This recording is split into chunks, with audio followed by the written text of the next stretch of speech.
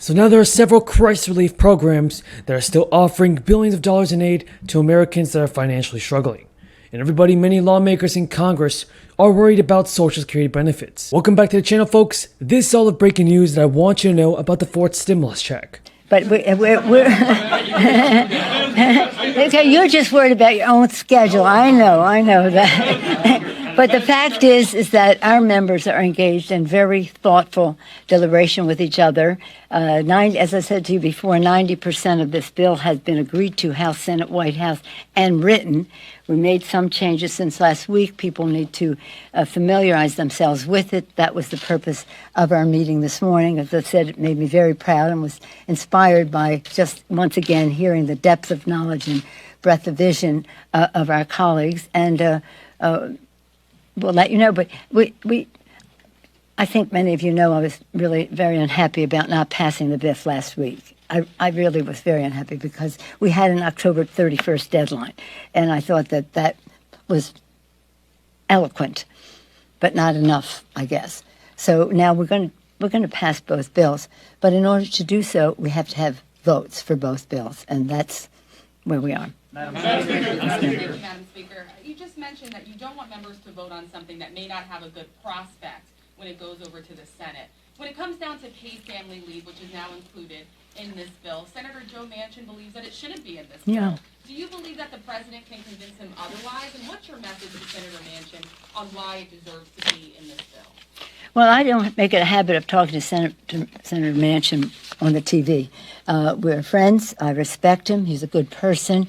He's agreed to so much that is in the bill.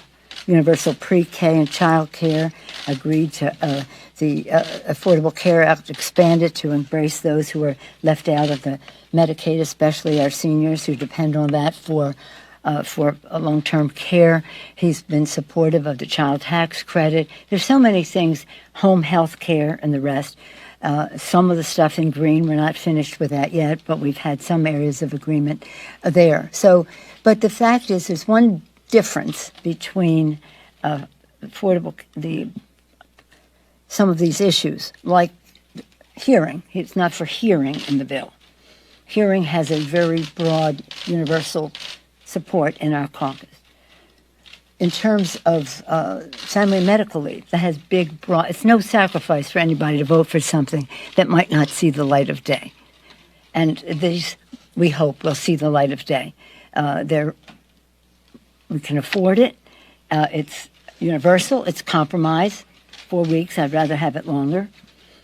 I want it 6 weeks because that's when little babies can finally be able to go to child care, but nonetheless, 4 weeks.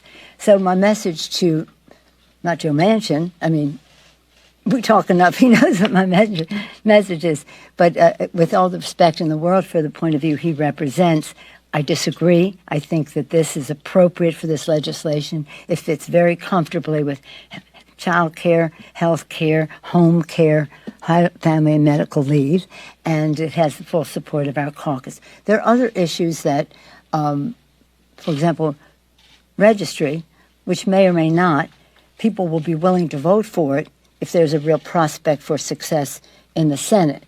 And we'll have to see what that is. So we have reserved the right to make distinctions among them. And just respond to some moderates who have said maybe they need more time to review this legislation. Well, you know,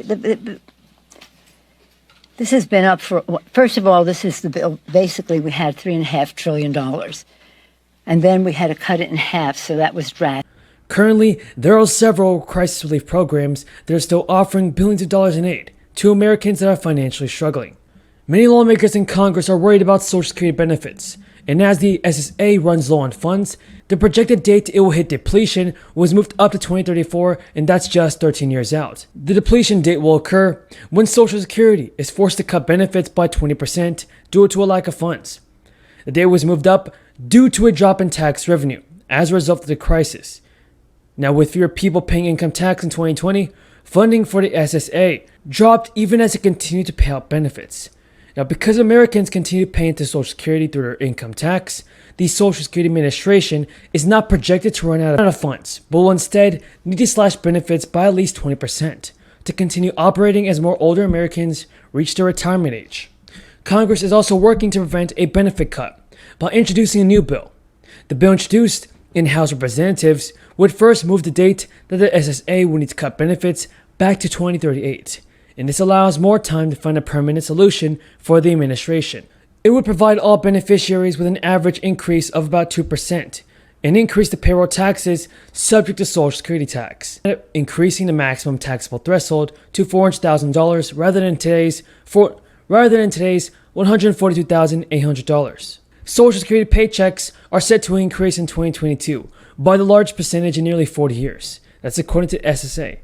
Next year, benefits will increase by 5.9% for about 70 million Americans, and that is the highest increase since a 7.4% boost in 1982. This large increase is due to a surging inflation, which increased by 5.4% annually in September.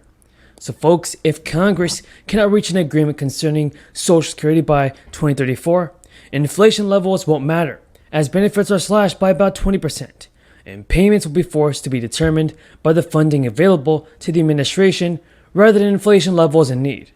Now, federal policymakers are deeply involved in negotiations over Biden's massive budget bill, and they show no signs of giving Americans another broad round of stimulus checks. But many who lost income in the crisis are still looking for help. That comes as inflation pushes up prices for much of what they buy. More people developed a dimmer view of the national economy over the last month, with 65% now calling it poor. So if you need more relief to pay the bills and keep debt under control, check into the following 8 programs that still have billions of dollars available. First, more than 75% of $46.7 billion is still available in crisis relief funds to help struggling renters. Significant improvements were made in September. LA gave out $72 million and Illinois distributed $177 million. Illinois tenants and landlords who qualify can request one-time grants of up to $25,000, everybody. Second, there is also the expanded child tax credit payments, and through December, most households with children ages 17 and younger are receiving monthly cash payments through a temporary expansion of the CTC. And everybody, households can get a total of up to $1,500 for kids ages 6 to 17, and as much as $1,800 for each child under 6. Next year at tax time, the credit will provide duplicate second helpings of money that families can collect their tax refunds. Some lawmakers and advocates for policies that fight child poverty favor a permanent expansion of the credit, but Democrats cut a deal to keep the undersized credit for just one more year, and it's a compromise to get the budget support they need with a thin congressional majority. And everybody, another crisis aid program offers discounts on computers and internet access that's needed for jobs and critical healthcare services. Families who meet income requirements can get monthly discounts of up to $50 on broadband service, and a one-time discount of up to $100 to buy a laptop.